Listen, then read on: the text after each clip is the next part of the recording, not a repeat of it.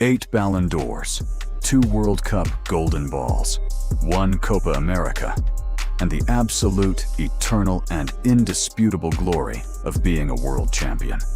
Lionel Andres Messi has completed football. He beat the game on the highest difficulty. But what happens when the greatest player of all time decides to protect his wealth and invest his legacy in the alternative market? What happens when the GOAT sets his eyes on cardboard? Forget about aggressive speculation. Forget about crypto bros buying modern boxes just to flip them the next day. Leo's binder in this year, 2026, is not the whim of a rich kid looking to make noise on Instagram. It is a sacred vault, a surgical selection of pure history that only the greatest has the right and authority to guard. Now we're talking. What's up, high-voltage collectors and ROI strategists? I am the Geeky investor, and today we are dressing to the nines. After analyzing the technological chaos of Elon Musk's portfolio in the previous episode, today we step into a vault where ego, noise, and empty hype do not rule. Here, precision, humility, and silent victory take the crown. Welcome to the opening of the ultimate safe. Welcome to Lionel Messi's portfolio. Grab a coffee, get comfortable, because we are going to break down piece by piece over the next few minutes exactly why the number 10 has the highest IQ collection in the entire market. To understand how Messi would collect, you have to understand his brain. Leo is not a flipper. A flipper looks for a quick margin, buying today to sell tomorrow. Messi is a dynasty builder. If you look at his career, he doesn't make sudden, erratic moves. He lets the plays mature. His Pokemon collection wouldn't seek Logan Paul's base set Charizard because that's too loud, too mainstream for his profile. Messi looks for meaning. He looks for the parallel between the card and his own life. His portfolio is based on pieces that touch the soul, tactical mirrors, origin treasures, and the ultimate Holy Grail. Starting with those pieces carrying deep meaning, there are no impulse buys here. Every euro invested has a brutal narrative justification. Imagine a shining Mew, a Japanese promotional card from CoroCoro magazine from the year 2001. Why Mew? Because Mew is the exact representation of Leo in his early days on the streets of Rosario. He is small, he is pink, he is apparently the most fragile Pokemon of the first generation. But if you scan him, you realize he carries the genetic code of a god. He has the DNA of all the others. Just like Messi needed that famous growth hormone treatment, this Mew is a rarity that shines differently. The holographic pattern of this card is unique in the history of the TCG. Seeing a PSA 10 shining Mew in the middle of 2026 is like finding a VHS tape of an 8-year-old Leo dribbling past 6 kids. It is the physical proof that magic exists, and it comes in a small package. It is his emotional anchor card. Moving from his beginnings to his consolidation, we find an Espeon Gold Star, a Japanese promotional card from 2005. At an investment level, this is absolutely savage. But Leo doesn't care about the price tag. He cares about how it was obtained.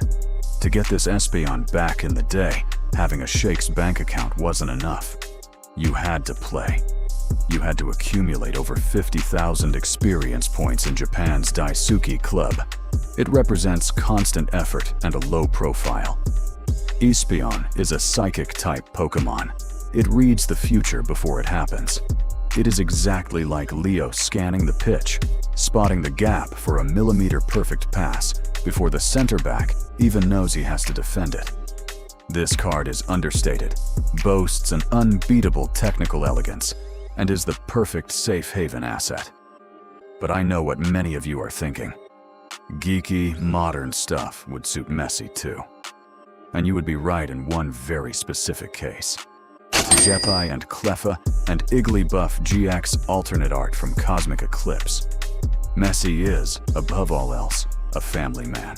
His anchor isn't football, it's Antonella and his kids. This masterfully illustrated card shows 3 baby Pokemon sleeping peacefully together, Thiago, Matteo, and Ciro. In a world full of cold, calculating investors, Leo would own this card, probably in a bulletproof glass frame right in the middle of his office, to remind him every single day that his greatest success and his most infinite return on investment are not the Ballon d'Ors, but his offspring. Leaving family aside and stepping into the mind of the strategist, if Elon Musk is a slow-king calculating probabilities on Mars, Messi is the holographic Alakazam from Skyridge. Look closely at the art of this e-reader card. Alakazam is sitting down. He's meditating. His eyes are closed, while a circle of spoons floats magically around him. He's not running around like a madman. He's not launching explosive attacks.